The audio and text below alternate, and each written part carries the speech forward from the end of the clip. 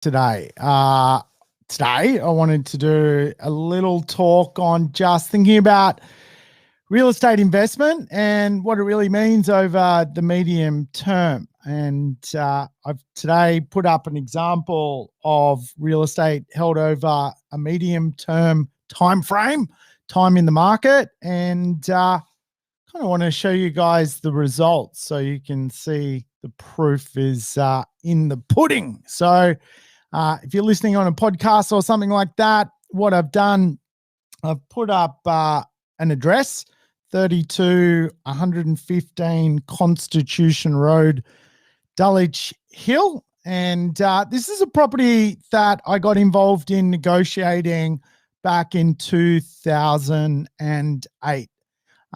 So the deal itself in a suburb, which is a real cool little suburb in Sydney, about 6 kilometers, 7 kilometers to the city.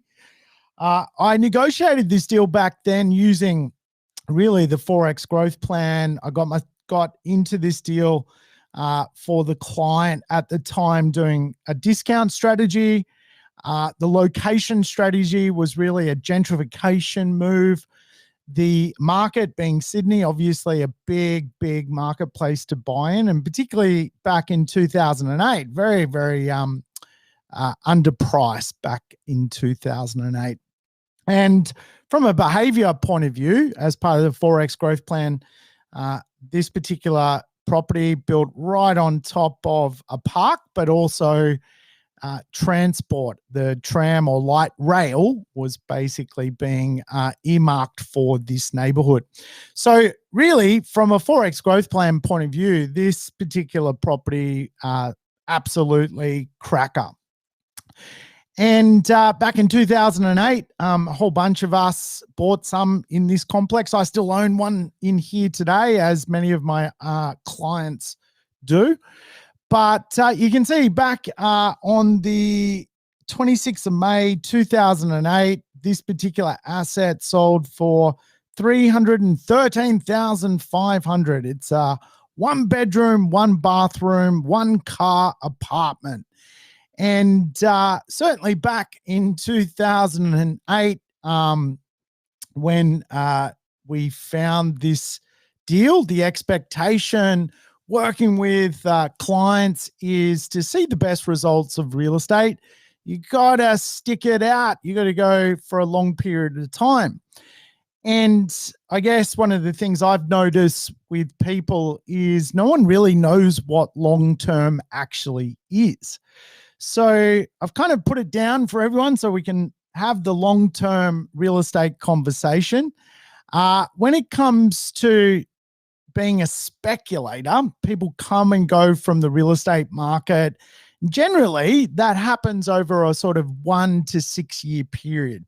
People buy real estate, something changes in their life, and they have to maneuver quite often, and they end up not sticking the time frame out that they sign up to when they buy real estate as a long-term investor. So if we look at, for example, the person who bought in the 26th of May, 2008, they actually held the property until 2013.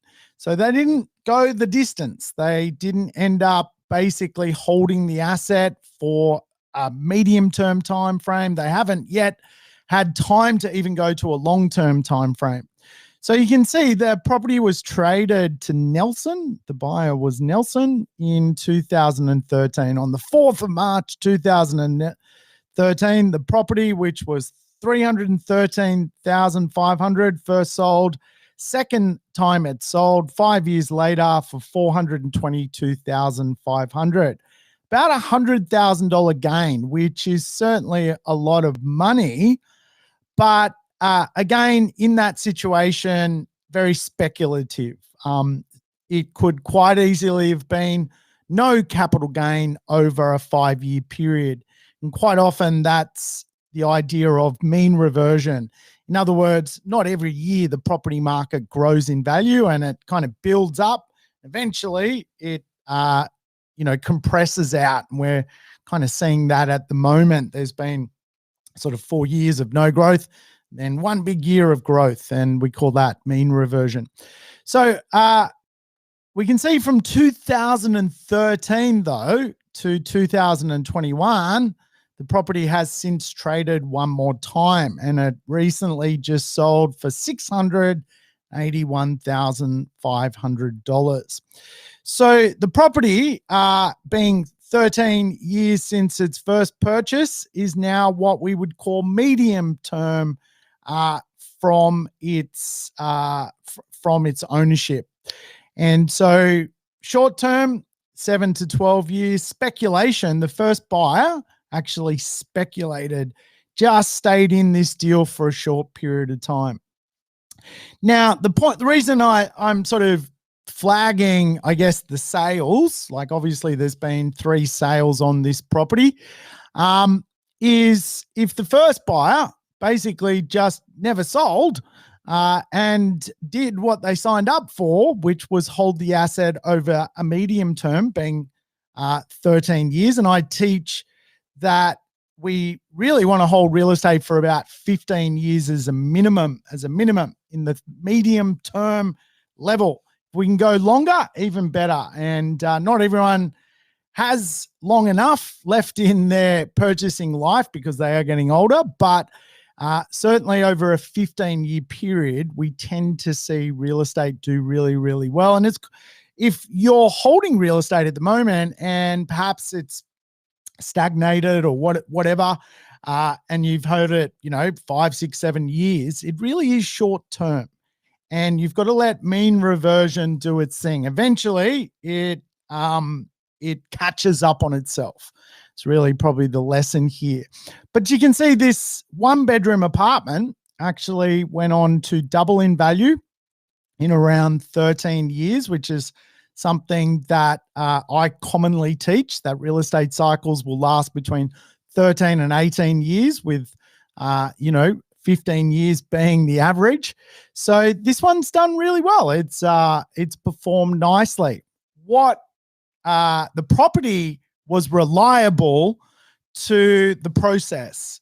What was unreliable was the people. And really the first and second buyer, if you like, basically, particularly the first buyer, very unreliable to the asset. So could have just held it longer, made more money, and that's real estate. So I thought that was a good lesson just to comprehend that we as property investors quite often forego making a lot of money because we have to get out of real estate for some reason. Certainly happened to me. I've had to maneuver at times during my purchasing career and let go of properties over the short term. The biggest problem you sign up to when you become a property investor is the problem of time. And, I've been a person who's owned real estate for 5 years. And, when I look back on, should I have held that real estate? Absolutely, I should have. So certainly I've learned the lesson over the years. I still own my property. This is one of my neighbor's properties that just sold.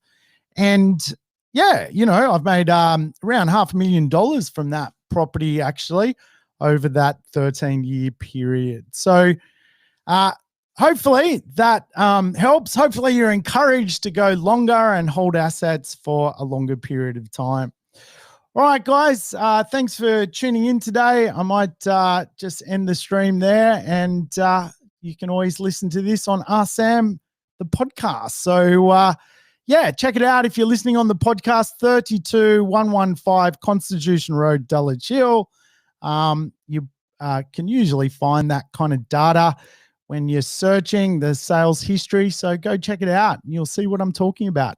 So we want to hold real estate for a good period of time. And of course, long-term investing is over 21 years plus. And this asset hasn't even done or hasn't been old enough to go long-term at this point.